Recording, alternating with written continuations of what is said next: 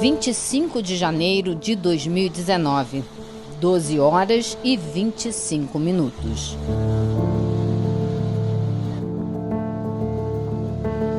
O Brasil e o mundo pararam para ver o momento exato em que a barragem da mineradora Vale se rompeu em Brumadinho. 272 pessoas morreram. Os corpos de 3 delas nunca foram encontrados. A gente viu na televisão a barragem se romper e engolir pessoas, engolir carros, engolir plantações, engolir casas. A onda de lama que arrastou tudo já era conhecida dos brasileiros. 4 anos antes, a enxurrada marrom, cheia de detritos químicos, já tinha sido vista em outra tragédia, a de Mariana, também em Minas Gerais. A grande responsável, de novo, foi a Vale, dona da mineradora Samarco. Você ligava nos canais de televisão e você conseguia vê-la e divulgada na internet, Instagram. O que a gente via sistematicamente, o caso sendo coberto. Em Mariana, foram páginas e páginas nos jornais. Distrito de Bento Rodrigues, em Mariana, Minas Gerais. Reportagens de TV, transmissões ao vivo no rádio e na internet. A morte de 19 pessoas e do Rio Doce estavam dentro das casas e na palma da mão de qualquer um. No caso de Alagoas, nada disso aconteceu. Quando você tem um rompimento de uma barragem, o desastre ele é imediato. Então você tem soterramento de vales, a morte instantânea de pessoas que trabalhavam nas áreas. Aqui não. Aqui ele é gradual. A gente não teve o Estado brasileiro participando, a União participando junto com o caso. A gente não teve a imprensa nacional cobrindo o caso. Você já imaginou você divulgar que Maceió está afundando? O centro de Maceió, uma das capitais mais bonitas do Brasil, afundou em 2018. Pelo menos 5 bairros da capital de Alagoas foram atingidos por um tremor de terra provocado pela mineração de salgema a 1 quilômetro de profundidade. Quem cavou debaixo dos pés das pessoas foi a Braskem, a 6ª maior empresa de petróleo do mundo. O desastre afetou diretamente pelo menos 55 mil pessoas. Mas a cidade inteira sofre até hoje com o afundamento da área. O preço dos aluguéis dobrou e o trânsito ficou caótico. As grandes vias de Maceió, elas estão com um trânsito muito intenso e as pessoas não percebem que isso é consequência, de fato, dos bairros em afundamento. Mesmo assim, o desastre não é assunto na mídia. Saiu uma nota ali, uma nota ali. Ele não teve um acompanhamento.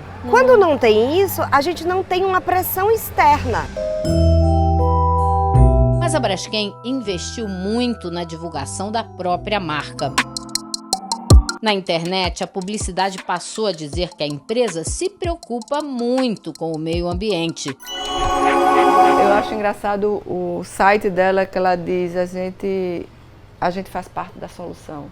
Ela não diz que ela é o problema, mas ela é parte da solução. E ela coloca as ações todas que está fazendo em Maceió como se fosse um grande benefício que está se colocando para Maceió, quando na realidade ela tem que correr atrás dos prejuízos que foram feitos. Mas o investimento mais pesado em autopromoção veio em janeiro deste ano. Foi quando a mineradora patrocinou um programa da Globo, o BBB, dizendo e falando sobre o meio ambiente, que ela preserva o meio ambiente, e quando ela promoveu o maior desastre socioambiental na área urbana em andamento no mundo. Para Alexandre, representante das vítimas, o buraco é bem mais embaixo ainda. Esses tentáculos do capital multinacional de uma mineradora que é a sexta maior do mundo, a maior das Américas, ele começa com a manipulação de dados e de autoridades no âmbito da fiscalização. Uma geóloga foi lá na frente e disse que desde 1995 já havia registros de deformação nas minas de sal-gema. Se desde 1995 havia registro de deformação, portanto, havia o risco de desabamento, por que o IMA e a Agência Nacional de Mineração não emitiram nenhum alerta para a comunidade que poderia ser afetada por isso?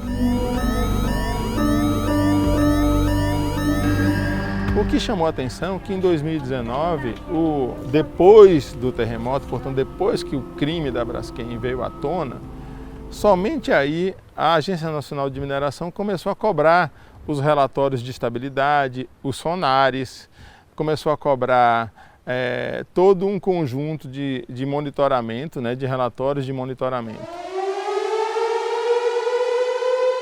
Por que a Agência Nacional não tinha esses relatórios antes do terremoto de 2018? E se tinha, o que ela fez com esses relatórios? A Evelyn é coordenadora do Observatório Caso Braskem e chamou a atenção do mundo para o problema.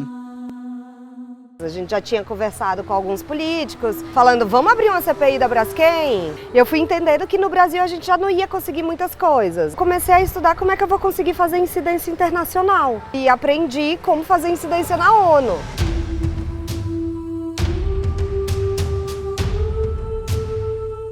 Daí você foi à ONU pedir que isso seja feito? Exatamente. O pedido é, acompanhe de perto o que está acontecendo em Maceió. A pressão será constante agora, porque os caminhos já foram abertos. A gente precisa ver esse desastre da mesma forma que a gente vê a Auschwitz, da mesma forma que a gente vê a escravidão, da mesma forma que a gente vê, enfim, Hiroshima. Porque a gente precisa entender que isso não pode acontecer de novo. No próximo episódio, a tradição cultural alagoana também pede socorro depois do desastre da Braskem. Eram grupos que usavam os espaços públicos para ensaios. Então essa praça ela era lotada de gente dia e noite, 7 dias da semana.